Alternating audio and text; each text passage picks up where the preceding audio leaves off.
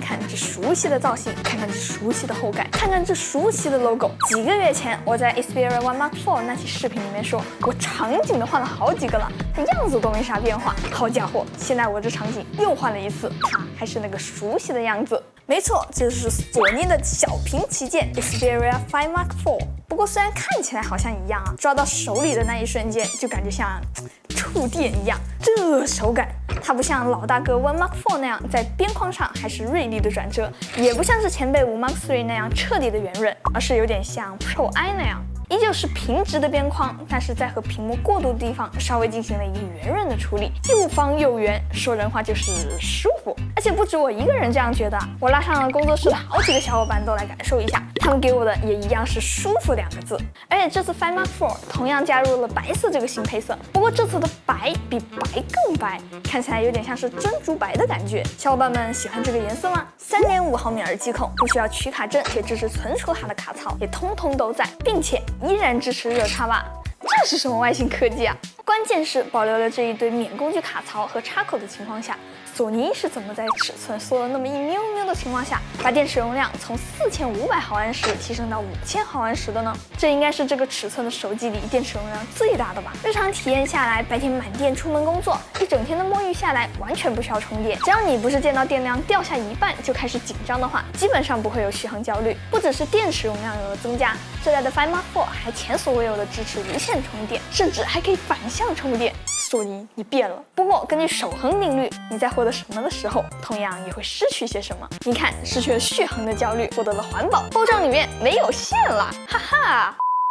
讲完了这些基础的东西，接下来就是索尼手机历来的重头戏——影像。这代的5 Mark IV 的影像相比上一代可以说是有了不小的提升，唯一可惜的就是上一代的70105的镜头被替换成了60毫米的镜头。不过除了这点以外，其他的地方基本上可以说是和老大跟1 Mark IV 在一个水平，甚至在某些方面还更好一点点。这代5 Mark IV 在后摄上面用了16毫米、24毫米、60毫米3颗1200万像素的镜头，看起来好像没什么，对吧？但这3颗镜头用的全都是120帧高速读取的索尼堆栈式摄像头，全都支持拍摄4K 120帧的视频，全都支持智能追踪、眼部对焦，也全都可以每秒20张的 HDR 连拍，每秒60次自动对焦和自动曝光。只能说有自己的影像技术就是可以为所欲为哦。给大家看一下这个对焦速度啊，请出我们的疯批小猫。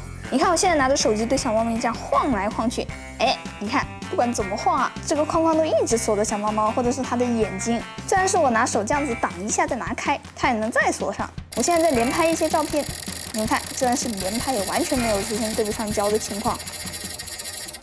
一开始，在我看到索尼在5 Mark IV 上取消了那颗70105双焦段潜望镜头，我是有那么一些失望的。在等我真的开始用那颗60毫米的镜头拍照之后，这种失望一下子就消失不见了。很难想象索尼居然把这颗60毫米的镜头调教得那么好，哪怕是拉到和5 Mark III 同样是70毫米焦段，也不会差很多。这里我放几张同样是70毫米焦段的样片，一边是5 Mark III，一边是5 Mark IV。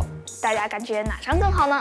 虽然双焦段潜望镜头被阉割掉了，但和上一代相比，5 Mark IV 的其他镜头都有不少的升级。1 Mark IV 有的它都有，这里也给大家放几张照片看看。那拍照不错，视频肯定也不能拉垮，对吧？用一句话来形容 Xperia 5 Mark IV 的视频拍摄，它拥有和 Xperia 1 Mark IV 几乎一样的视频拍摄性能。无论是哪颗摄像头，视频眼部对焦都可以牢牢地抓住焦点。如果说索尼的后置摄像头优秀是意料之中，那这次的前置的提升就让我有点意外了。之前你让我用上一代5 Mark III 自拍的话，我肯定是拒绝的。毕竟这800万像素、1/4英寸传感器的前置，让我发朋友圈都有些拿不出手。但5 Mark IV 就不一样了，1200万像素，2.9英寸传感器，不说多强，但绝对是够用的。索尼手机给大家最大的影响，除了影像，应该就是这个屏幕了吧？没有挖孔，没有刘海，完完整整的一块21:9的屏幕。这种完整的屏幕体验，在这2年真的是越来越宝贵了。我真的希望索尼可以把这样的设计坚持下去。这台5 Mark IV 的屏幕虽然还是只有1080p，但是最高亮度被提升到了1000尼特，和1 Mark IV 一样，达到了 HDR 的标准亮度。当然，视频嘛，抛开极为先进的3.5毫米耳机接口不谈，5 Mark IV 的扬声器相比上一代也有了不小的提升。索尼在5 Mark IV 上设计了全新的扬声器结构，把全部扬声器都进行了特殊的封闭处理，避免在播放声音的时候在手机内部造成震动，从而可以获得更加清晰的声音体验。